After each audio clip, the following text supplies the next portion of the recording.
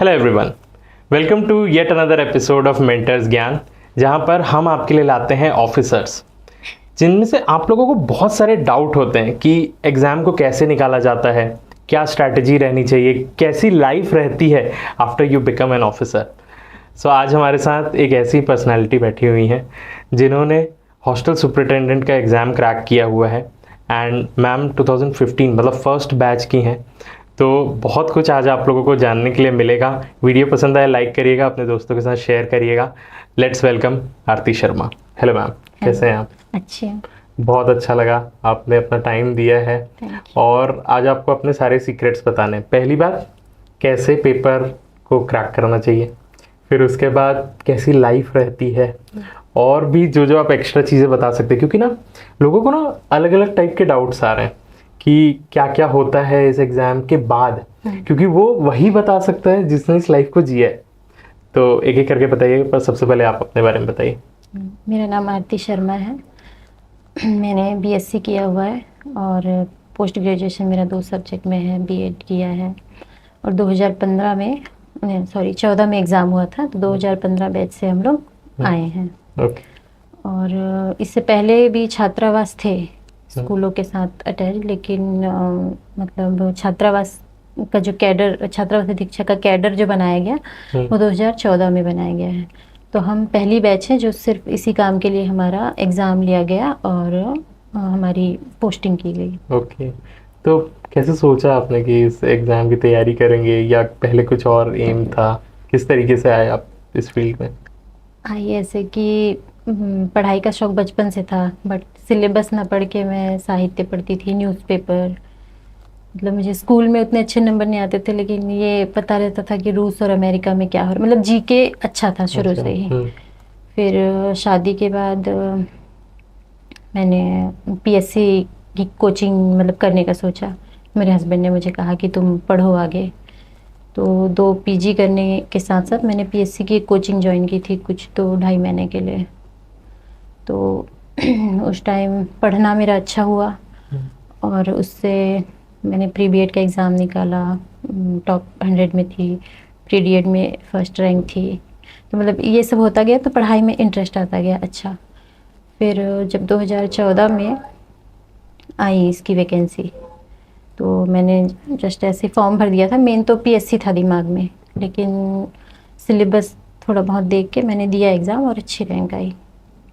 और 2014 में एग्ज़ाम हुआ था अगस्त में, और 2015 में हम लोग ने ज्वाइन किया। ओके, तो ये बताइए सबसे पहले आप कहाँ से हैं और किस तरीके से स्टूडेंट रहे हैं? शुरू से ही मतलब बहुत पढ़ंतू टाइप के थे कि धीरे धीरे फिर आपने ग्रो किया? नहीं, मेरी स्कूलिंग जो है जशपुर ज़िले के गांव से हुई है, गवर्नमेंट स्कूल से। और मतलब बचपन में बहुत पढ़ाकू नहीं थी मैं, और ऊपर से ये हुआ कि मेरी मम्मी का देहांत हो गया जब मैं क्लास 11th में थी। और हम मुझसे छोटी 3 बहनें थी, तो पढ़ाई में उतनी अच्छी नहीं थी मैं, बट बाकी जो घर के काम, सामाजिक जो मतलब एक होता है लड़कियों का, मतलब सब मैं बहुत अच्छे से करती थी। और इसके अलावा मेरे पापा थे, हम लोग को अनुशासन सिखाने में पापा का बहुत बड़ा योगदान है। सवेरे 3 बजे वो हमको उठा देते थे पढ़ने के लिए या घर के काम करने के लिए। तो उस वजह से मेहनत करने की आदत बस मतलब बचपन से है, बट वो एकदम पढ़ाई की तरफ नहीं थी। फिर ग्रेजुएशन किया मैंने बीएससी, और उसके बाद शादी हो गई मेरी। तो मेन जो पढ़ाई है वो शादी के बाद हुई है। और मतलब स्कूली पढ़ाई और कॉलेज जो मेरा ग्रेजुएशन था उसमें जैसे मतलब एक मम्मी के जाने के बाद बिखर जाते हैं सब, बट मेरी बुआ, 5 बुआ है मेरी, चाचा मेरे, उन लोगों ने हम लोग को बहुत संभाला। तो उनको देख के ये भी लगा कि बिना मतलब भी हेल्प कैसे किसी की करते हैं, बिल्कुल अपने बच्चों की तरह। ये मैंने मेरी बुआ और चाचा लोग को देख के सीखा है। तो मतलब फिर उसके बाद शादी के बाद आगे की पढ़ाई हुई, और पीएससी की लाइन में जाते जाते मैं छात्रावास अधीक्षक में आई। जिस समय रिजल्ट आया था तो कैसा माहौल था, क्या कर रहे थे आप, और किनको फ़ोन लगाया, किनको बताया? देखिए, जब मैं पढ़ाई कर रही थी ना, उस टाइम इतना सोशल मीडिया का और फ़ोन का नहीं था। तो मेरे पास छोटा वाला फ़ोन हुआ करता था, तो पढ़ाई में डिस्टरबेंस जैसा कुछ नहीं था मेरे पास। बहुत अच्छे से मतलब घर के कामों को निपटाने के बाद मैं अच्छी पढ़ाई कर लेती थी। और रिज़ल्ट जब आया तो खुश थी, पर मैं शायद उस टाइम ऐसा सोचती थी कि मैं और अच्छा डिज़र्व करती हूँ, तो इसमें ज्वाइन करना है नहीं करना है, ये हम लोगों से पूछ के थोड़ा विचार विमर्श कर रहे थे। तो फिर ये पहला ही कैडर है छात्रावास अधीक्षक का, तो इसके बारे में बहुत ज़्यादा नॉलेज हमको भी नहीं थी कि कैसे क्या करना होता है, बट ज्वाइन किया मैंने। दोस्त लोग बताए कि अच्छी है पोस्ट, ऐसे तो ज्वाइन कर लिया। फिर उसके बाद जब आ गए जॉब में तब सीखा कि एक्चुअली ये है क्या पोस्ट, तो वो करते करते सीखा है, पहले से ज़्यादा कुछ मालूम नहीं था पोस्ट के बारे में। थोड़ा डिटेल में जानेंगे कि होता क्या है इस पूरे डिपार्टमेंट में, आप लोगों का क्या रोल रहता है, क्योंकि कई एस्पिरेंट हैं।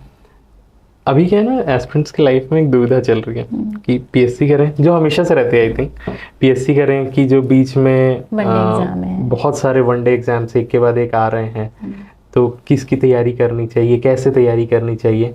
तो एक क्लैरिटी हम लोग दे देते हैं कि अगर वो लोग चूज़ करते हैं कि हॉस्टल सुपरिटेंडेंट की अच्छे से तैयारी करेंगे तो उसके बाद उनकी लाइफ क्या होने वाली है।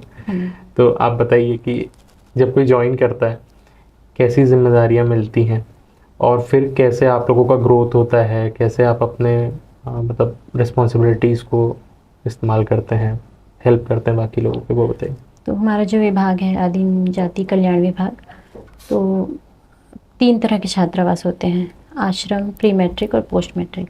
इसके अलावा और भी बहुत सारी योजनाएं चलती हैं, जैसे युवा कैरियर, उसमें बच्चों को पीएससी की और दूसरे एग्ज़ाम्स की तैयारी करवाते हैं। और हॉस्टल जो है मेनली छोटे जो बच्चे होते हैं क्लास फर्स्ट से 5th तक, वो आश्रम होता है। तो उसके जो अधीक्षक होते हैं वो मतलब छोटे बच्चों को पढ़ाई के अलावा उनके रहन सहन, मतलब उनके ऊपर बहुत मेहनत करनी पड़ती है आश्रम के अधीक्षक को, क्योंकि बहुत छोटे बच्चे होते हैं, घर से आए रहते हैं, उन्हें कुछ जानकारी नहीं होती कि इवन वो तो घर में कैसे रह जाते ये भी नहीं जानते। तो उनको उनकी हाइजीन सिखाना, खाने का तरीका बताना, पढ़ाई बिल्कुल शुरुआत रहती क्लास 1 से, तो उनको तो बहुत ही मेहनत रहती है आश्रम के अधीक्षक को। फिर प्री मैट्रिक आता है जो 6 to 10th के बच्चे रहते हैं, वे भी बहुत समझदार तो नहीं होते इतने बड़े बच्चे, उनकी पढ़ाई, हेल्थ, सेफ्टी, मतलब मेनली गर्ल्स हॉस्टल में बहुत बहुत जिम्मेदारी का काम होता है। बच्चों को गुड टच, बैड टच बताना, और कैरियर की गाइडेंस, क्योंकि 10th में आने के बाद आगे वो क्या करेंगे, 10th की एग्ज़ाम बहुत इम्पोर्टेंट होती है इसलिए। इसके अलावा जैसे गर्ल्स जो होती हैं 6th 7th 8th में आने के बाद मेनली उन लोग के पीरियड्स जो है ज़्यादातर छात्रावास में शुरू होते हैं, तो वो सारी चीज़ें उन लोग को बताना सिखाना, बच्चे बहुत डर जाते हैं, तो वो सब चीज़ें हैंडल करना बहुत मुश्किल काम है, इजी नहीं है। और सब चीज़ें अच्छे से सिखा पाना मतलब बहुत बड़ी सफलता है, क्योंकि घर में एक भी बच्ची होती है तो हम कितना सहेज के संभाल के उनको सब सिखाते हैं, और ये तो लगभग 50 या 100 बच्चे होते हैं हॉस्टल में प्री मैट्रिक में, तो सबको समान रूप से देखना और संभालना बहुत बड़ी बात होती है। ये मतलब पर्सनली भी थोड़ा अफेक्ट करता है इंसान को। जैसे बाकी जो जॉब है 10 से लेके 5 तक की, वो आपके घर तक नहीं जाती है, आपके दिमाग में, लेकिन छात्रावास जो है अधीक्षक के दिमाग में बसा रहता है हमेशा। हमारे बच्चे क्या कर रहे होंगे। आप छुट्टियों में भी छुट्टियां मतलब थोड़ा नहीं मना पाते हैं, ऐसा कोई दबाव नहीं है, बट रहता है मन में, क्योंकि बच्चों से लगाव हो जाता है, इसलिए। यही तो फर्क होता है मैम जॉब और सर्विस में। जॉब तो टाइम टू टाइम रहता है, और सर्विस ये रहता है कि आप उसको हमेशा घर तक लेके आते हैं, और कभी भी एक चीज़ पे आवाज़ पे आपको जाना ही पड़ता होगा। तो ये बताइए कि जब कोई एक नया ज्वाइन करता है तो उनको कौन से बैच को दिया जाता है, 1 to 5th वाले या 6 to 10th वाले या उसके आगे? ऐसा तो मतलब तय ये है कि जैसे वर्ग स वाले जो हैं अधीक्षक, उनको आश्रम और 100 सीटर प्री मैट्रिक दिया जाता है या पोस्ट मैट्रिक। बट अभी ऐसा देखा गया है कि वर्ग द वाले भी आश्रम में काम करते हैं, और स वाले भी अभी प्री मैट्रिक देख रहे हैं। वो थोड़ी मतलब शायद आगे जाके उसको किया जाएगा ठीक। ओके। प्रमोशन चैनल क्या रहता है, आप ज्वाइन कौन से में करते हैं, और फिर लास्ट अगर कोई बोला जाए तो मैक्सिमम कौन से पोस्ट तक जा सकते हैं आप? वर्ग द में ज्वाइन करते हैं हम, फिर स, ब और अ। ओके। और उसमें आपकी जिम्मेदारियां में कुछ चेंजेस आता है कि सेम आपको जो हैंडल करना रहता है वही रहता है? वही है, जैसे प्री मैट्रिक आश्रम, प्री मैट्रिक, पोस्ट मैट्रिक, बच्चों की संख्या घटती बढ़ती है, ऐसा है। और मतलब हॉस्टल तो ये 3 तरह के ही हैं। मतलब अधीक्षक वर्ग अ भी अपने रिटायरमेंट तक अधीक्षक ही रहेगा फिलहाल की व्यवस्था में, प्रमोशन के बाद भी। एंड नॉर्मली अगर यूजुअली बोले तो क्या ऑफिस टाइमिंग्स रहती हैं, आप लोगों को कब जाना रहता है, कब आना रहता है, ऐसा? देखिए, ऐसा कोई लिखित तो नहीं है, बट ये 24 आवर्स जैसी जॉब ही है। और ऐसे हम लोगों की जो छुट्टियां वगैरह हैं वो सिविल सेवा नियम 1965 के अंतर्गत ही आती हैं। तो जो और कर्मचारियों को छुट्टियां हैं वो हमको भी हैं। बट ऐसा है जैसे जिम्मेदारी वाली पोस्ट है, तो मान लीजिए आपको सैटरडे या नाइट में भी अगर हॉस्टल से कॉल आ जाता है कि कोई इमरजेंसी है, तो बिना कोई सवाल किए हमको जाना चाहिए, और हम जाते भी हैं। संडे भी जाते हैं, छुट्टियों में भी। बच्चे हैं हॉस्टल में तो वो जिम्मेदारी निभानी पड़ती है। ओके। पोस्टिंग्स कहाँ कहाँ हो सकती हैं? पोस्टिंग्स विभाग के छात्रावास सभी जिलों में है। ज़्यादातर दक्षिण में और उत्तर में संख्या ज़्यादा है छात्रावास की। वैसे तो पूरे राज्य में है। ये राज्य कैडर का पोस्ट है, तो कहीं भी मिल सकती है। कहीं भी मिल सकती है ना? कहीं भी पोस्टिंग, कहीं भी ट्रांसफ़र। कौन से बच्चे आते हैं इसमें? कई लोगों को यही चीज़ समझ में नहीं आती है कि प्राइवेट के बच्चे भी आ सकते हैं, जनरल के भी बच्चे आ सकते हैं। क्या किस कैटेगरी में लोग यहाँ पे एडमिशन लेते हैं? जैसे अनुसूचित जाति और जनजाति दोनों के लिए हॉस्टल्स हैं, ओबीसी के लिए भी हैं।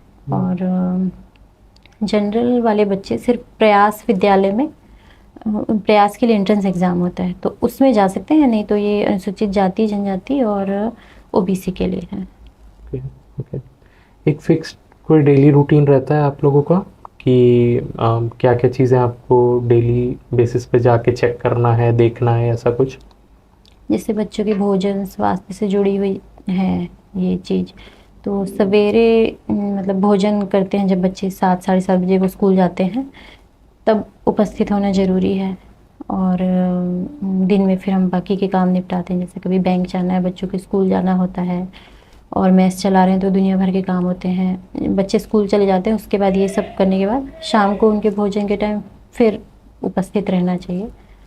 और मतलब ओवरऑल सारी ही जिम्मेदारियां हैं, उसको अपने हिसाब से सेट करके किया जाता है। ये भी रहता है क्या कि होमवर्क भी करवाना है, और अगर मार्क्स कम आ रहे हैं तो उसको इम्प्रूव करना है, ये सारी चीज़ें भी रहती है कि ये सिर्फ टीचर्स का डिपार्टमेंट रहता है? टीचर्स का स्कूल में है, लेकिन हॉस्टल के बच्चों का रिजल्ट अच्छा है ऐसा हमको भी रहता है, तो उसके लिए विभाग भी ट्यूशन्स लगवाते हैं और हम भी देखते हैं, पढ़ाते हैं।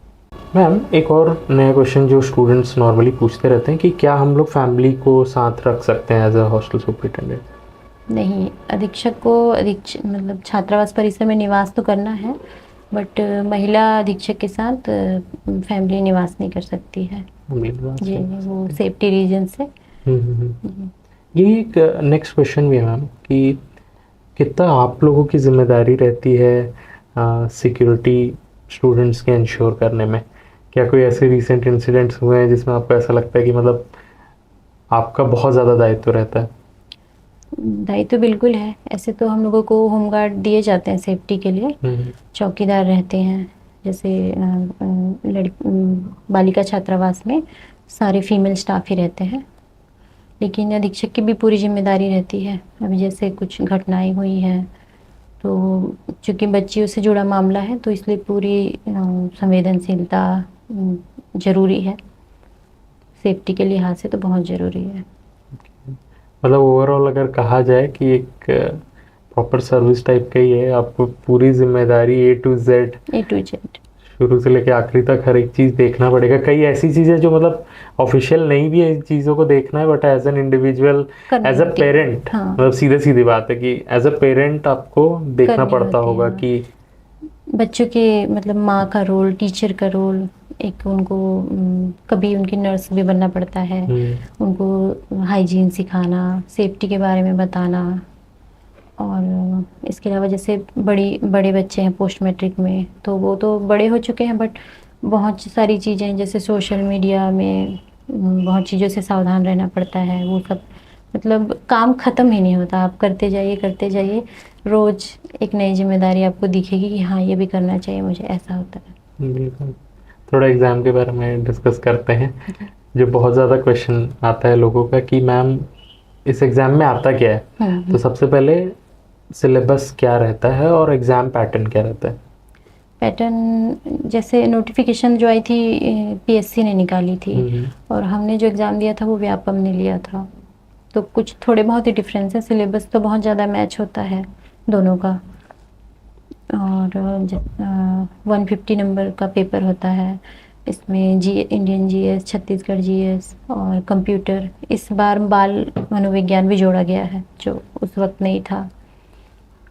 और वही है, माइनस मार्किंग 1/3 है व्यापम में। कितने बार हो चुका है ये पेपर? 2 बार हुआ, ये 3rd हुआ। पहला 2015 में हुआ था? नो, 14 में हुआ, 15 में पोस्टिंग हुई। अच्छा। उसके बाद 2016 में हुआ था। अच्छा, उस समय मतलब रेगुलर टाइप का दिख रहा था जी। और अभी फिर इतने सालों से नहीं हुआ है? नहीं हुआ है, अभी आई है, तो यही आने वाली है। हाँ, वही है अगला क्वेश्चन कि कब आने वाला है, आप लोगों को कुछ पता है क्या? वर्ग द में पोस्ट खाली हुई है, जैसे हम लोगों का वर्ग स में प्रमोशन हुआ तो वर्ग द की पोस्ट खाली हुई है, बट वो कब आएगी ऐसा मुझे नॉलेज नहीं है। चुनाव से पहले आ जानी चाहिए, और नहीं भी आई है तो पढ़ाई तो बिल्कुल एक दिन के लिए भी रोकनी नहीं चाहिए, बिल्कुल जारी रखनी चाहिए, जैसे कि 1 महीने बाद ही एग्ज़ाम है, इस तरह से। और पैटर्न क्या रहता है, मतलब प्री मेंस इंटरव्यू इसमें भी रहता है? ये 1 डे एग्ज़ाम है। ओके। और पीएससी की जो नोटिफिकेशन आई थी उसमें भी इंटरव्यू वगैरह कुछ का जिक्र नहीं है, वो 1 डे ही है। 1 डे होता है? कितने क्वेश्चन आते हैं? 150 क्वेश्चन। 150 क्वेश्चन। और 1 marks each, 2 marks each? 1 marks. 1 marks में ना। तो तैयारी कैसे करनी चाहिए? मतलब पहले तो आप सिलेबस बता दीजिए कि क्या क्या आता है, फिर ये रहेगा कि आप एक बार ये बता दीजिएगा कि कौन से बुक से पढ़ सकते हैं, क्या बुक लिस्ट होनी चाहिए। जैसे इसमें 50 नंबर्स के कंप्यूटर के क्वेश्चन आते हैं, तो उनमें हमको 50% यानी कि 25 नंबर्स लाना ज़रूरी है, तभी आगे का पेपर चेक होगा। और इसके अलावा इंडियन जीएस और छत्तीसगढ़ जीएस और 10 नंबर्स का बाल मनोविज्ञान जोड़ा गया है। कहाँ से तैयारी करनी चाहिए?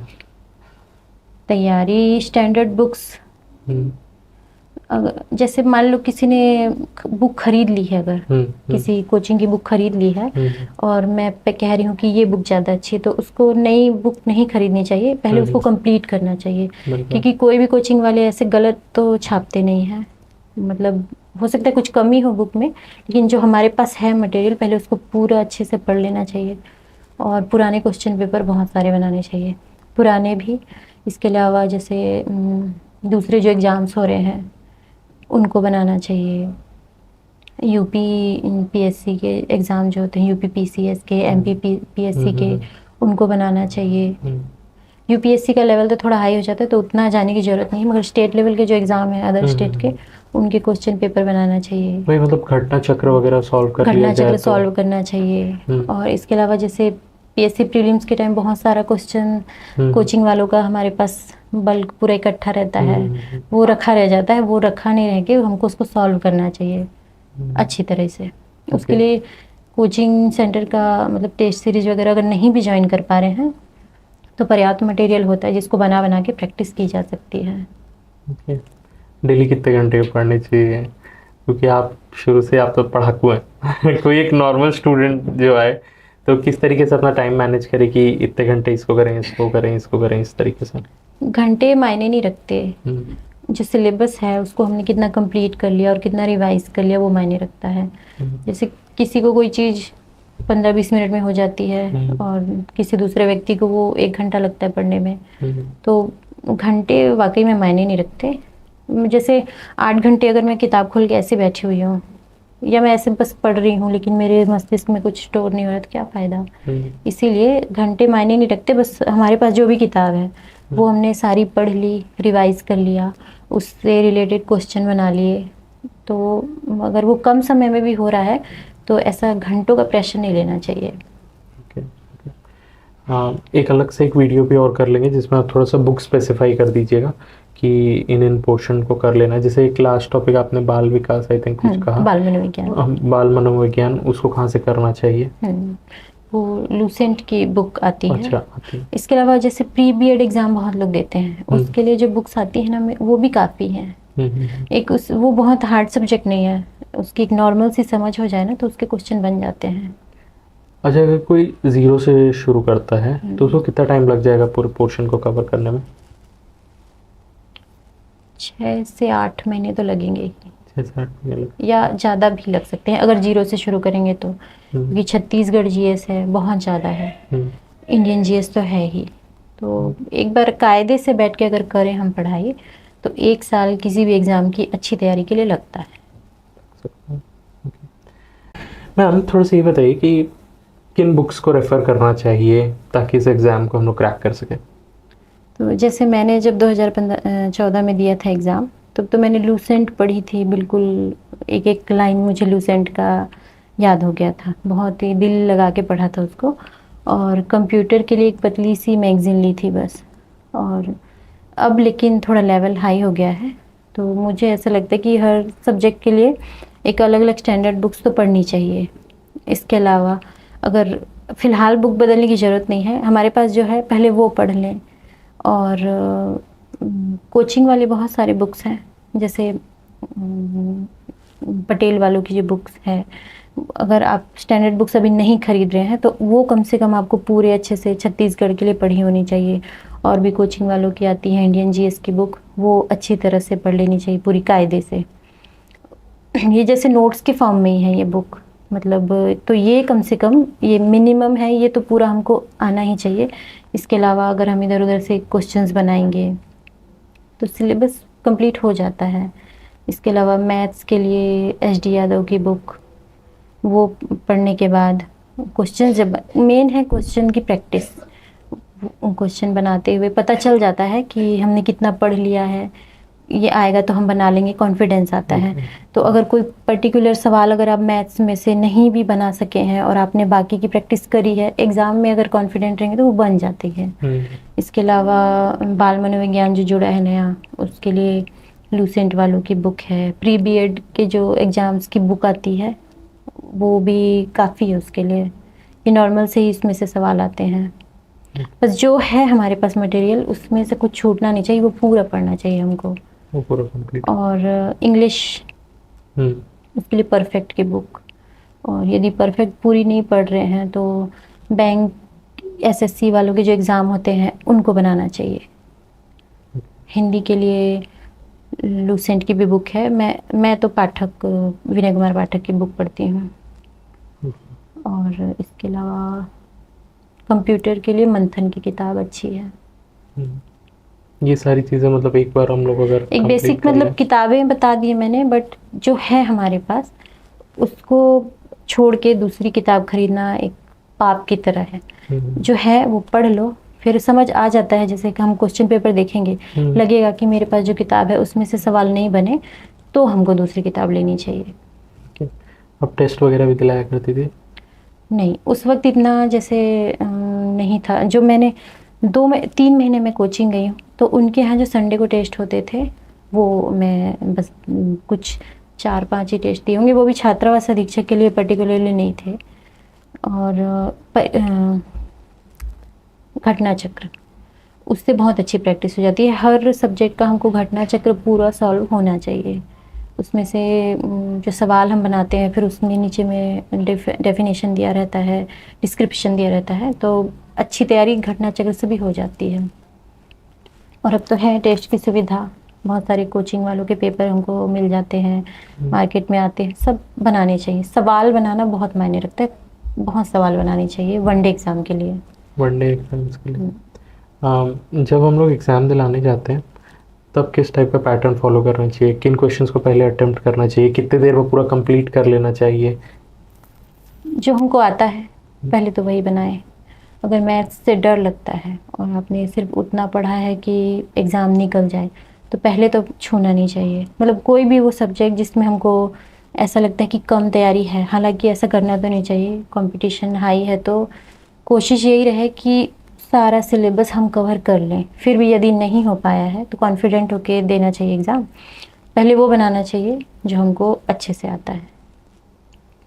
और ऐसे टाइम का तो नहीं है कि इतनी देर पहले हम बना लें, बस सारे सवाल बन जाएं। और माइनस मार्किंग है तो बहुत ध्यान से बनाना चाहिए। पहले जैसे बनाते जाएं वही बनाएं जिसमें एकदम श्योर हैं, फिर दोबारा में एलिमिनेशन करके बनाना चाहिए। ओके। एंड कितने क्वेश्चंस लगाएंगे तो सिलेक्ट हो जाएंगे? मान लो बहुत वीक क्वेश्चन है, बट स्टूडेंट्स के क्वेश्चन हमेशा रहते हैं कि हम कितने क्वेश्चन करने चाहिए, कितने मार्क्स आने चाहिए, इसके बारे में ये तो एग्ज़ाम हॉल में ही हम जज कर सकते हैं, और जज हम नहीं कर सकते। जो बहुत 8, 10, 12 सालों से पढ़ाई कर रहे हैं वो भी इस चीज़ में मार खा जाते हैं। हमको बहुत ज़्यादा विचार विमर्श नहीं करना चाहिए। हमको ध्यान रखना चाहिए सिलेबस कंप्लीट हो और हम बहुत सारे सवाल बना के एग्ज़ाम देने जाएं। फिर वहाँ पे पहले एग्ज़ाम से पहले पानी पी लें अच्छी तरह, भगवान को प्रणाम करके शुरू करें पेपर। और कट ऑफ कितना जाएगा, इतना बन रहा है, उतना बन रहा है, ये नहीं सोचना चाहिए। शुरू के 1 घंटे तो सोचना ही नहीं चाहिए। बिल्कुल ध्यान से सवाल 2 बार पढ़ के टिक लगाते जाएं और लास्ट में देखें कि कितने हुए सवाल, ऐसा। उसके बाद कुछ सोचना विचारना चाहिए। नहीं तो ध्यान यही रहे कि पेपर हमारा कंप्लीट हो, हम अच्छे से बनाएं सारा। ओके। एक बहुत ही इम्पोर्टेंट क्वेश्चन मैम, कई लड़कियों को ये डिफ़िकल्टी होती है कि किस तरीके से तैयारी की जाए। कईयों के घर में रेस्ट्रिक्शन रहता है कि आप बाहर नहीं जा सकते हैं, या उन चैलेंजेस को पहले तो आप ये बताइए कि एज अ गर्ल जब कोई तैयारी करने आता है तो क्या क्या चैलेंजेस फेस होते हैं? चैलेंजेस बहुत ज़्यादा हैं, गर्ल्स के लिए, लेडीज़ के लिए, माँ के लिए बहुत ही ज़्यादा है। अब जैसे पहले जैसा तो नहीं रहा कि तुमको नहीं पढ़ना है या कोचिंग नहीं, मतलब नहीं, अगर कोई जा सकता, उनके गांव में कोचिंग नहीं है या शहर में नहीं है या कोई अफोर्ड नहीं कर पा रहा है, तो ऑनलाइन तो बहुत सारे हैं प्लेटफॉर्म जहाँ पे हम मुफ्त में क्लासेस देख रहे हैं या क्वेश्चंस की प्रैक्टिस कर सकते हैं, या थोड़ा सा पॉजिटिविटी के साथ दोस्तों से भी किताबें लेने में, क्वेश्चन पूछने में, टेस्ट पेपर लेने में मेरे ख्याल से कोई ज़्यादा किसी को सोचना नहीं चाहिए। पढ़ाई ऐसी चीज़ है, मतलब हर किसी को एक दूसरे की हेल्प करते हुए चलना चाहिए। तो अब ये मेरे पास नहीं है या हमारे गांव में कोचिंग नहीं है तो मेरी तैयारी नहीं होगी, ऐसा तो नहीं, क्योंकि सबके पास फ़ोन है आजकल। तो मतलब मेन प्रायोरिटी जब तय करते हैं ना अपन लोग कि यही करना है, तो सब चीज़ें मिल जाती हैं। बस्तर के गांव में भी किसी को हर चीज़ मिल सकती है अगर हमारी प्रायोरिटी सेट रहे। क्योंकि ऐसे भी बच्चे हैं जो कोचिंग जा रहे हैं, सारी सुविधाएं हैं, लेकिन फ़ोन ने सारा टाइम बर्बाद कर रखा है, तो उन बच्चों का भी एग्ज़ाम नहीं निकल सकता। और ये यहीं कोई गांव में है जिसके पास सिर्फ 2 किताबें हैं, लेकिन पूरा ध्यान उसी को पूरा करने में है, न्यूज़पेपर ध्यान से पढ़ रहे हैं, तो निकलेगा एग्ज़ाम। मेन है अपना समय बर्बाद नहीं करना, बहुत मायने रखता है, और ये बहुत बड़ा चैलेंज है। कुछ सालों पहले नहीं था, अब लेकिन अच्छी अच्छी वेब सीरीज़ हैं, ख़राब चीज़ें हैं जिन पर ध्यान जाता है।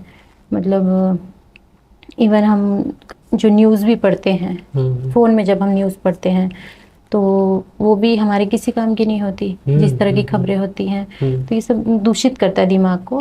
तो अपने मेन बात ये है कि फोकस होना चाहिए। और कुछ अगर हम सोशल मीडिया में टाइम बिता भी रहे हैं तो एकदम फिल्टर्ड चीज़ें देखें हम, कि जो हमारे दिमाग को मतलब विकसित करें, थोड़ा पोषण दें।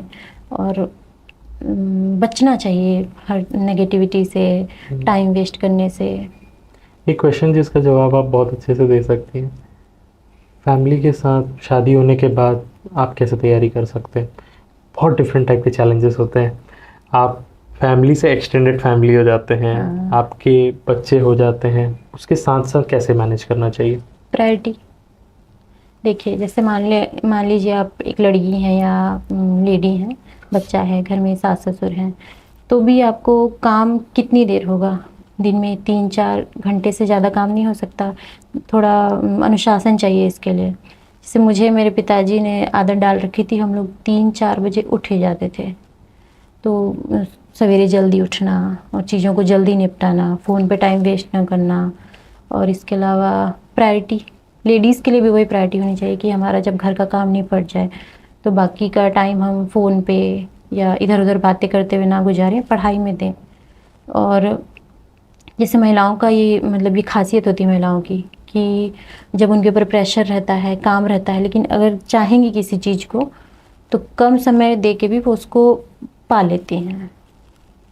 बहुत अच्छा, आपने स्टार्टिंग में ही चीज़ें क्लियर कर दी कि priority is the most priority important. बहुत मायने रखती है, क्योंकि हम लोग बह जाते हैं चीज़ों में। जैसे मान लीजिए सोशल मीडिया में चल रहा है कि अब देश में ये हो रहा है, वो हो रहा है, नेगेटिविटी से जब इन्फ्लुएंस हो जाते हैं या मनोरंजन से हो जाते हैं तो फिर कुछ करना मुश्किल है लाइफ में। हमको एक दिशा निर्धारित जो कर लिए कि ये वाला एग्ज़ाम है, इस दिन एग्ज़ाम मतलब हमको देने जाना है, तो तब तक हमारा सिलेबस हो जाए। बाकी जिम्मेदारियां निभाते हुए भी उस एग्ज़ाम को हमेशा रखना चाहिए दिमाग में। एक और चीज़, हाँ बताइए। इसके लिए चीटिंग करने की ज़रूरत नहीं है। हम परिवार के साथ भी अन्याय नहीं होगा उसमें, बस हमारी प्रायोरिटी एक एक टाइम मतलब एक एक मिनट बहुत मायने रखता है, वो बिल्कुल सेट करके चलना चाहिए तो निकाल सकते हैं एग्ज़ाम। फिर फैमिली का भी सपोर्ट मायने रखता है, बहुत मायने इसी रखता पॉइंट पे है। मैं आना था। कई स्टूडेंट्स के ये भी क्वेश्चन आते हैं ना कि मेरी फैमिली उतनी सपोर्ट नहीं कर रही है, मेरे आसपास में ऐसा पॉजिटिव एनवायरनमेंट नहीं है। क्योंकि मैं इनफैक्ट मैं भी जब इस फील्ड में आ रहा था, कई मेरे दोस्तों ने सीधा कह दिया कि ये उतना वर्थ नहीं है, है ना। क्योंकि बहुत सारी चीज़ें जो हम लोग अभी सुन रहे हैं कि गलत चीज़ें होती रहती हैं करके, तो इन सारी नेगेटिविटी से कैसे बचना चाहिए, सपोर्ट सिस्टम कितना इम्पोर्टेंस रखता है, इसके बारे में बताइए।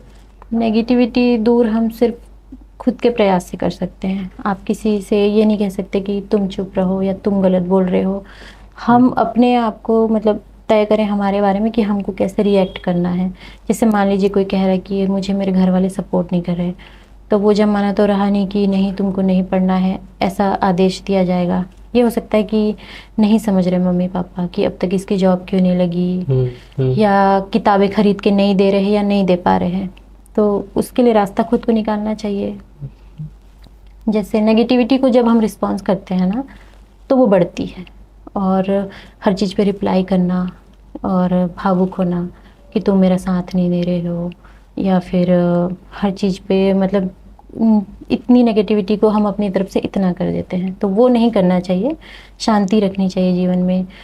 कुछ हो भी रहा है तो थोड़ा सा इग्नोर करके या मतलब अपनी पॉजिटिविटी से उस नेगेटिविटी को दबा के, मतलब विद्यार्थी को सिर्फ मेरे ख्याल से पढ़ाई पे ही ध्यान देना चाहिए। अब जैसे साथ में सोशल मीडिया भी चला लूँ, यहाँ भी घूम लूँ, वहाँ भी घूम लूँ और पढ़ लेंगे, ऐसा एटीट्यूड नहीं चलेगा। किताब हमारा मुख्य साथी होना चाहिए, उसके बाद बाकी चीज़ें हम बाद में भी कर सकते हैं। लड़कियों के लिए सबसे ज़्यादा मायने रखता है, क्योंकि हमको बॉयज़ को सिर्फ ज़्यादातर पढ़ना होता है और थोड़ी बहुत घरेलू जिम्मेदारी, लेकिन लेडीज़ को, गर्ल्स को बहुत काम रहता है, उसमें से टाइम चुरा के बचा के पढ़ना है। तो प्रायोरिटी बहुत मायने रखती है कि हम किस चीज़ को प्राथमिकता दे रहे हैं, उसी हिसाब से हमारा जीवन चलेगा। हमारे यहाँ बहुत सारे मैरिड वीमेन भी देखती हैं इस चैनल को, उनको आप क्या सजेस्ट करेंगी कि कैसा एटमॉस्फेयर बना के रखना चाहिए शादी के बाद, और कैसा एक सपोर्ट सिस्टम रहना चाहिए आपके हस्बैंड के तरफ से भी, जिस तरीके से आप फिर एक एग्ज़ाम को क्रैक कर सकें? तो लेडीज़ के लिए एग्ज़ाम क्रैक करने में भी, और असली चैलेंज तो क्रैक करने के बाद उस सर्विस को करने में शुरू होता है। तो क्रैक करने में भी फैमिली का बहुत सपोर्ट मायने रखता है, और बाद में तो रखता ही है। तो जब पढ़ रहे हैं, कोई लड़की या कोई महिला जब पढ़ रही है, तो थोड़ी सी छूट परिवार वालों को देनी चाहिए, और मिलती है। आजकल लोग बहुत लिबरल हो गए हैं, सबको मायने मतलब पढ़ाई के मायने सबको मालूम है कि एक अच्छी चीज़ है। और थोड़ा जो पढ़ रहा है विद्यार्थी, उसको भी भरोसा होना चाहिए। जैसे पढ़ाई को जिसने भी चुना है ना, उसने बिल्कुल गलत फैसला नहीं लिया है। हो सकता है कोई एग्ज़ाम ना भी निकले, कुछ कमी रह सकती है, तो क्योंकि लाखों लोग पढ़ रहे हैं, पोस्ट तो कुछ सैकड़ों में या हज़ार में ही है। किसी का एग्ज़ाम नहीं निकले तो भी पढ़ाई कुछ ना कुछ सिखाती ही है, इंसान को धीर गंभीर बनाती है, बुद्धिमान बनाती है, तो वो जीवन में काम ही आएगा। इसी भरोसे के साथ पढ़ते रहना चाहिए। और फैमिली सपोर्ट करती है, हम पॉजिटिव रहेंगे तो फैमिली भी सपोर्ट करती है। और यदि किसी को नहीं भी कर रही तो भी अगर हम दृढ़ रहेंगे तो फैमिली को सपोर्ट करना पड़ेगा। और जॉब में आने के बाद जैसे बहुत कड़ी मेहनत करने के लिए तैयार रहना चाहिए, विद्यार्थी को भी और जो जॉब में आ गए हैं उनको भी। मतलब अगर फैमिली ने सपोर्ट करने का हाँ कर दिया है तो वो उस हाँ को एक आशीर्वाद मानना चाहिए, और ये नहीं कि हम बाकी जिम्मेदारियों से मुंह मोड़ लें और अपना काम में व्यस्त रहें। नहीं, घर की भी जो जिम्मेदारियां हैं वो हमको निभानी ही पड़ेंगी। माँ का रोल या हमको जो गृहिणी के जो काम होते हैं वो भी करने हैं, माँ का रोल भी निभाना है, और सर्विस में तो समझौता करना ही नहीं है। तो बहुत कड़ी मेहनत करने के लिए तैयार रहना चाहिए किसी भी अभ्यर्थी को, खास करके जो छात्रावास अधीक्षक बनना चाहते हैं उनके लिए तो एक खास मैसेज है। Thank you so much ma'am, क्योंकि एक होलिस्टिक व्यू सबको चाहिए। बहुत सारे लोगों को ये भी समझ में नहीं आता ना कि उनके बाद लाइफ के बाद कैसे जॉब के बाद उनकी लाइफ कैसे होने वाली है, क्या क्या चीज़ें उनको मैनेज करनी पड़ेंगी, कितना टाइम मिलेगा। तो एक ओवरऑल एक आइडिया लग जाता है। एंड हम लोगों ने ऑलमोस्ट सारी चीज़ों को कवर कर लिया है कि एग्ज़ाम को कैसे दिलाना है, कहाँ से तैयारी करनी है। आप बस ये बताइए कि लास्ट एक क्वेश्चन कि आपका वो मतलब मोटिवेशनल पॉइंट हमेशा क्या रहा? आपको ऐसा जब भी आप भी अपने लाइफ के कभी ना कभी लो में आए होंगे जिसमें ये लगा होगा कि मुझसे नहीं हो पाएगा, जो ऑलमोस्ट एक स्टूडेंट कभी ना कभी फेस करता ही है, उस समय आप अपने आप को कैसे उठाती थी? मैं ऐसा फील करती हूँ, मुझे लाइफ में अच्छे लोग बहुत मिले हैं। जैसे मेरी जब माता जी चली गई तो मेरी बुआ मिली और मेरे चाचा। तो सपोर्ट जब रहता है ना किसी का, चाहे वो कोई भी हो, गुरु हो, रिश्तेदार हो, तो हमारे मतलब दिमाग में जो थोड़ी सी चीज़ रहती है पढ़ाई के प्रति या किसी भी चीज़ की, वो बढ़ती है, विकसित होती है। मुझे मोटिवेटेड रखने में फैमिली का तो बहुत बड़ा योगदान है। इसके अलावा है, मुझे किताबों से बहुत प्यार है। और जैसे मैं एकदम बिल्कुल घरेलू महिला बन के कभी रहना नहीं चाहती थी, या मतलब पढ़ाई के प्रति जो मेरी लगन है ना, चाहे वो मैं साहित्य पढूं, न्यूज़पेपर पढूं, मुझे पढ़ाई से बहुत प्यार है। तो वो कभी छूटा नहीं। कभी ऐसा भी लगा अब नहीं होगा, कई बार जब मेरी भी हेल्थ ठीक नहीं थी या बहुत बहुत ज़्यादा काम जब हो जाता था, जैसे कई बार सारी चीज़ें एक साथ जब आ जाती हैं, प्रीलिम्स के एग्ज़ाम हैं, अपने ऑफिस में बहुत ज़्यादा काम है या बच्चों से रिलेटेड काम बहुत ज़्यादा है, तो भी मेरी जो लगन है वो किताब की तरफ ही जाती है। अगर है वैसा, मतलब वो प्रेम है किताबों से, तो मोटिवेशन फैमिली का मायने रखता है, बट मेन है हमारी अंदर की जो हम दिशा है ना, किस तरफ हमारा मन जाता है, वो बहुत मायने रखता है। तो मेरी जो है वो किताबों की तरफ ही है। और इसमें भी सबसे बड़ा शाउट आउट आपके हस्बैंड को, हाँ, कि जिन्होंने आपको, क्योंकि आपने स्टार्टिंग में ये मेंशन किया कि आपकी मेजॉरिटी जो पढ़ाई है वो शादी के बाद हुई है। शादी के बाद हुई है। तो ये सपोर्ट होना भी बहुत मायने रखता है कि आप पहले पढ़ाई करो, फिर उसके साथ अपने लाइफ को भी मैनेज करो, जो मतलब आप एज ए विमेन आपको करना ही है, ऐसा जो माना जाता है।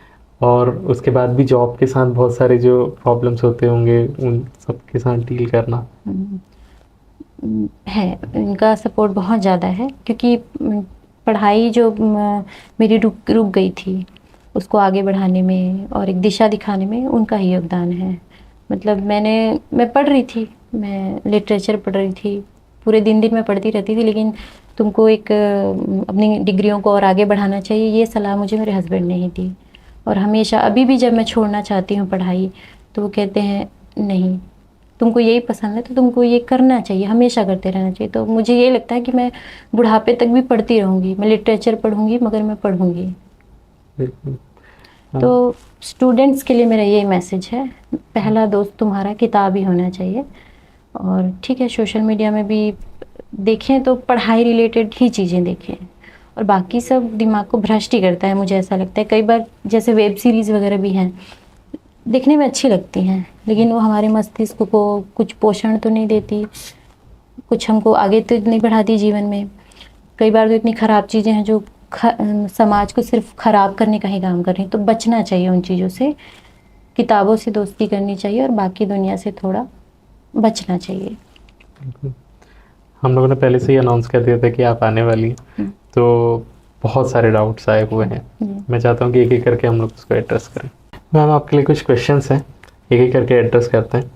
प्रतिकूल परिस्थिति में तैयारी को कैसे जारी रखा जा सकता है? मन के अंदर पढ़ाई करने की जिज्ञासा को कैसे बनाए रखें? प्रतिकूल परिस्थिति में आप पढ़ाई से जुड़े रहिए, हर हाल में जुड़े रहिए। जैसे जब कुछ ठीक नहीं चल रहा है जीवन में तो आप थोड़ा पढ़िए, पर छोड़िए मत कभी भी पढ़ाई को। बस ये टाइम ज़्यादा लंबा नहीं खींचना चाहिए। और किताबों के प्रति प्रेम बनाए रखेंगे तो पढ़ाई जारी रहेगी। कुछ अगर कुछ मतलब कुछ पढ़ते हैं। कठिनाई आ रही है तो आप ऐसी चीज़ें पढ़िए जो पढ़ने में थोड़ी इजी हैं, जैसे दर्शन, इतिहास वगैरह। चेंज करते रहिए अपने पढ़ाई के रूटीन को, और फैमिली के सपोर्ट से खुद की मतलब पॉजिटिविटी से हो जाता है। हॉस्टल वार्डन की डेली रूटीन डिटेल में।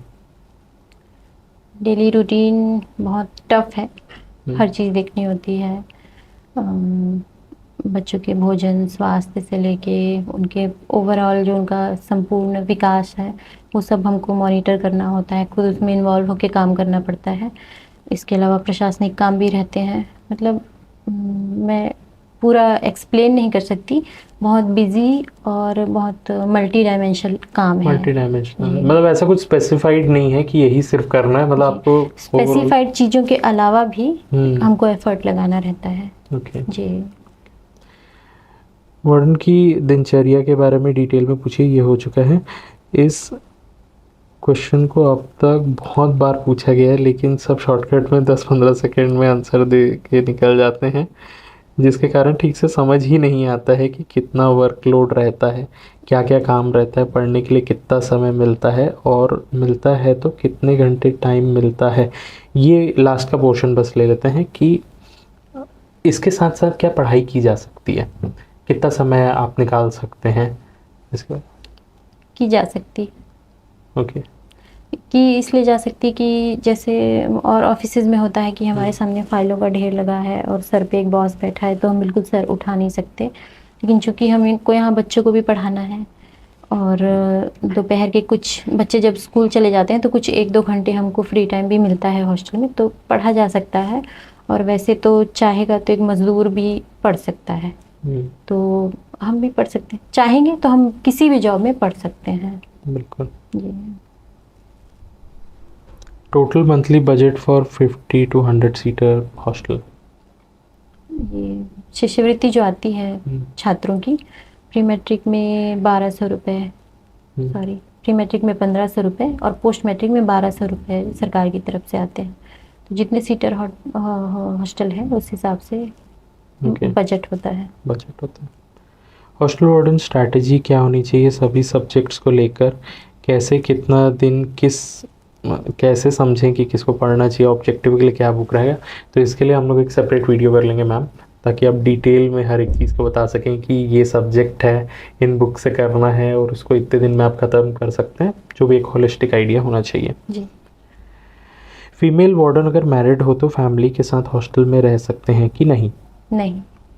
नेक्स्ट क्वेश्चन है मैम, प्रतिदिन कितने घंटे पढ़ाई करती थी आप? मेरे लिए घंटे तो डिसाइड नहीं थे, क्योंकि मैं अपने काम, घरेलू जो काम होते हैं उसके बाद मैं सिर्फ पढ़ाई ही करती थी।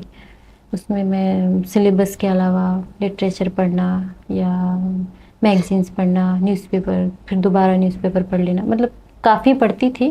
पर सबको ऐसा करना ज़रूरी नहीं है। जो सिलेबस पूरा करने के लिए 3 से 4 घंटे तो पढ़ने ही चाहिए, और जितना ज़्यादा हम पढ़ सकें अच्छा है। बस हमारा माइंड बहुत बिल्कुल बस्ट आउट टाइप का ना हो जाए, पढ़ ही रहें। फ्रेश माइंड से कम भी पढ़ेंगे और अच्छा पढ़ेंगे तो हो जाएगा। प्रेशर लेके ना पढ़ें, घंटों का प्रेशर नहीं होना चाहिए, खुशी खुशी प्रेम से धैर्य से पढ़ना चाहिए। नेक्स्ट है, हॉस्टल वार्डन में कितना नंबर आया था? मेरे 108 नंबर आए थे। फर्स्ट सैलरी कितना मिला था? फर्स्ट सैलरी थी 19,000 रुपये, PF वगैरह काट के। साल भर में कितनी छुट्टी मिलती है? छुट्टियाँ वही है जो सिविल सेवा नियम 1965 के आधार पे हैं। बट अगर आ रहे हैं कोई इस जॉब में तो कम छुट्टियों के लिए तैयार रहना चाहिए। कोई भी अर्जेंसी हो, सैटरडे संडे हो, तो हमको तो ड्यूटी में उपस्थित रहना ही है। हमारे ऑफिसर्स भी तुरंत उपस्थित होते हैं, क्योंकि ये बच्चों से जुड़ा हुआ संवेदनशील मामला है। इसलिए इवन उन्होंने हमें बोला हुआ है कि कोई भी परेशानी हो, कुछ रिस्क वाली बात हो, तो 1:30, 2, 2:30 बजे कभी भी रात को हमको तुरंत फ़ोन करके सूचित करें। हम तो उपस्थित रहते ही हैं, वो भी उपस्थित होते हैं। तो छुट्टियों वाली थोड़ी सी ज़्यादा इच्छा ना रखें। हॉस्टल वार्डन की पोस्टिंग का क्या प्रोसेस है? पोस्टिंग एग्ज़ाम के बाद वर्ग द में आपकी पोस्टिंग होगी। इसमें ज़्यादातर प्री मैट्रिक हॉस्टल दिए जाते हैं, फिर प्रमोशन के बाद चेंज होते हैं। मे बी आई थिंक ये क्वेश्चन पूछना चाह रहे हैं कि कहाँ पे हो सकती है? कहाँ पे? हाँ। ओके, तो जिले में कहीं भी सॉरी, राज्य में कहीं भी हो सकती है। ये राज्य कैडर का पोस्ट है, तो कहीं भी हो सकती जी। है। मैम, एक और क्वेश्चन आया हुआ है कि कितना ट्रांसफरेबल है ये जॉब? मतलब आप लोगों की पोस्टिंग के बाद कितने बार, आपके कितने फ्रीक्वेंट, कितने ईयर्स में आपका ट्रांसफ़र हो जाता है? ट्रांसफरेबल जॉब तो है। राज्य कैडर का पोस्ट है, तो राज्य में आपको कहीं भी भेजा जा सकता है, लेकिन व्यवस्था बनाने के लिए ऐसा किया जाता है। रेगुलर ट्रांसफ़र्स हमारे नहीं होते हैं, जैसे हर साल नहीं होते। और 2.5 साल जब आपका प्रोबेशन है, तब तो आपका ट्रांसफ़र होगा नहीं। उसके बाद आपको व्यवस्था करने के लिए कहीं भी छत्तीसगढ़ में भेजा जा सकता है। भेजा जा सकता है, पर ऐसे हर साल हमारे ट्रांसफ़र होंगे ऐसा नहीं है। ओके। जी। और किन कंडीशंस में ट्रांसफ़र कर दिया जाता है? इसमें प्रशासनिक व्यवस्था बनाने के लिए, या कभी कुछ शिकायत वगैरह है तो हटाया जाता है, और ट्रांसफ़र जो है वो व्यवस्था के हिसाब से होता तो है। ऐसे चांसेस रहते हैं क्या कि आप अपने होम कैडर अपने जगह पे ले सकते हैं हाँ, ट्रांसफ़र? ऐसा बंधन नहीं है कि आपको होम कैडर नहीं मिलेगा, ऐसा कोई नहीं है। हॉस्टल वार्डन की फैमिली, ये हो चुका है क्वेश्चन। मेजॉरिटी जो क्वेश्चंस हैं वो बार बार रिपीट हुए हैं। प्रमोशन चैनल भी हम लोगों ने डिस्कस कर लिया है। चुनाव से पहले एग्ज़ाम होंगे कि नहीं, तो मैम ने बता दिया है कि हो सकते हैं, चांसेस हैं। कब आएगी पोस्ट हम ये नहीं बता सकते, लेकिन क्या हमारा सिलेबस पूरा है ये हमारे लिए मायने रखता है। पोस्ट के आने का इंतज़ार ना करें, सिलेबस कंप्लीट करें और बहुत बहुत सारे सवाल बनाएं। ये बिना सोचे कि पोस्ट आएगी कि नहीं, कब आएगी, क्योंकि जो हमारा पीएससी और व्यापम का सिलेबस मैच होता है। पढ़ाई कभी वेस्ट नहीं जाती। ज़्यादा कुछ सोचे बिना हमको सिर्फ पढ़ाई पे फोकस करना चाहिए। हम लोगों ने ऑलमोस्ट सारे सवाल, क्वेश्चन आंसर कर लिए हैं। एक फाइनल मैसेज आपके तरफ से सारे स्टूडेंट्स के लिए, जो आपको लगता है आपका डीपेस्ट सीक्रेट है और इस एग्ज़ाम को क्रैक करने के लिए और लाइफ में भी आगे किसी भी एग्ज़ाम को क्रैक करने के लिए होना चाहिए। तो मेरा यही मैसेज है सभी स्टूडेंट्स को, सभी को ये मैसेज है, बी पॉजिटिव, अच्छे बनिए, खूब पढ़ाई करिए और नेगेटिविटी से और टाइम वेस्ट करने से बचिए। Thank you so much ma'am, आपने अपना टाइम दिया थैंक यू। एंड हर एक चीज़ आपने बताया। जल्दी आपको फिर से इनवाइट करेंगे जब आप डिप्टी कलेक्टर बन जाएंगे तब। Thank you. एंड हमारे एक प्रथा है कि आप एक नेक्स्ट ऑफिसर, नेक्स्ट टॉपर को टैग करते हैं जो यहाँ पर आके अपना एक्सपीरियंस शेयर कर सकें, तो आप किनको टैग करें? मैं चाहती हूँ आप डॉक्टर प्रांजल प्रजापति को बुलाएं। उनकी नायब तहसीलदार के तौर पे अभी पोस्टिंग हुई है 2021 के रिज़ल्ट में, तो मैं चाहती हूँ आप उनको बुलाएं। वो बहुत बुद्धिमान और अच्छे व्यक्ति हैं। बिल्कुल। प्रांजल जी, आपको मेंटर्स ज्ञान की टीम इनवाइट करती है हमारे यहाँ आने के लिए, और आप अपना एक्सपीरियंसेस यहाँ पर आके शेयर करिए, स्ट्रैटेजीज़ बताइए। जल्दी आपसे मुलाकात होगी एंड बहुत अच्छा लगा मैम आपसे बात करके। मुझे भी बहुत अच्छा लगा। Thank you. Thank you ma'am. ऐसी वीडियोज़ और आप लोगों के लिए लाते रहेंगे। अभी के लिए बस इतना ही। अगर वीडियो पसंद आए लाइक करिएगा, अपने दोस्तों के साथ शेयर करिएगा। मिलते हैं अगले एपिसोड में, तब तक के लिए bye bye. Thank you, have a nice day. Thank you.